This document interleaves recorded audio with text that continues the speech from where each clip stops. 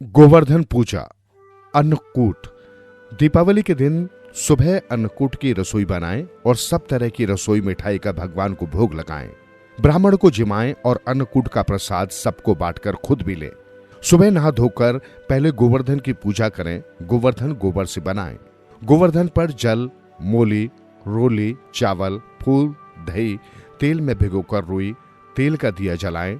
मूंग की दाल, चीनी, 4 गुड़ की सुहाली, दक्षिणा, सफेद कपड़ा चढ़ाएं और गोवर्धन के सर पर झंडा रख दें। पूजा करने के बाद वापस अपने घर में रख लें और 4 फेरी दें। गोवर्धन का गीत गाएं। 4 बधवे गाए पूजा का चढ़ावा मिश्रानी को दें। गोवर्धन अन्नकूट की कथा। एक दिन भगवान कृष्ण ने देखा कि पूरे ब्रज में तरह तरह के मिष्ठान तथा पकवान बनाए जा रहे हैं। पूछने पर ज्ञात हुआ कि ये सब वक्रासुर संहारक मेघ देवता देवराज इंद्र की पूजा के लिए तैयार हो रहा है।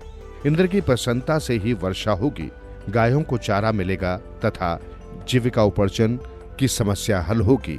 ये सुनकर भगवान श्री कृष्ण ने इंद्र की निंदा करते हुए कहा कि उस देवता की पूजा करनी चाहिए जो प्रत्यक्ष आकर पूजन सामग्री स्वीकार करे। गोपों ने यह वचन सुनकर कहा कि कोटि कोटि देवताओं के राजा की इस तरह से आपको निंदा नहीं करनी चाहिए। कृष्ण ने कहा, इंद्र में क्या शक्ति है जो पानी बरसाकर हमारी सहायता करेगा? उससे तो शक्तिशाली तथा सुंदर ये गोवर्धन पर्वत है जो वर्षा का मूल कारण है। इसकी हमें पूजा करनी चाहिए। भगवान श्री कृष्ण के वाकजाल में फंसकर सभी ब्रजवासियों ने चारों ओर धूम मचा दी। तत्पश्चात नंद जी ने ग्वाल गोपंगनाओं सहित एक सभा में कृष्ण से पूछा कि इंद्र की पूजा से तो दुर्भिक्ष उत्पीड़न समाप्त होगा, चौमासे के सुंदर दिन आएंगे, मगर गोवर्धन पूजा से क्या लाभ होगा?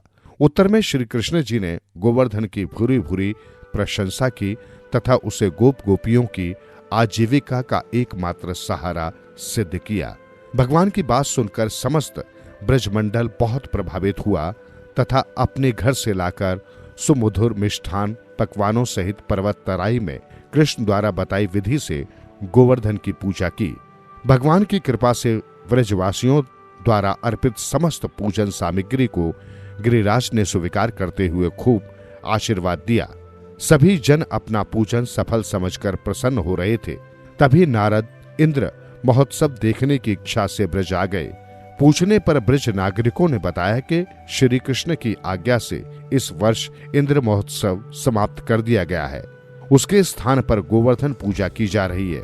ये सुनते ही नारद उल्टे पांव इंद्रलोक गए तथा खिन्न मुख मुद्रा में बोले, देवराज, तुम महलों में सुख की नींद की खुमारी ले रहे हो, उधर ब्रजमंडल में तुम्हारी पूजा समाप्त करके गोवर्धन की पूजा हो रही है।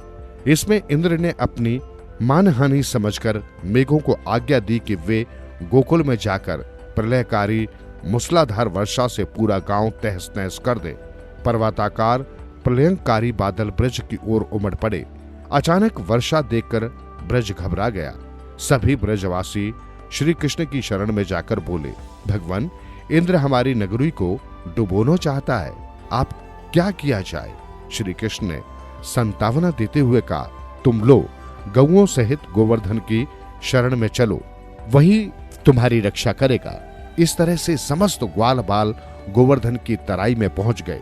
श्री कृष्ण ने गोवर्धन को कनिष्ठा अंगुली पर उठा लिया और 7 दिन तक गोप गोपिकाएं उसकी छांव में सुखपूर्वक रहे।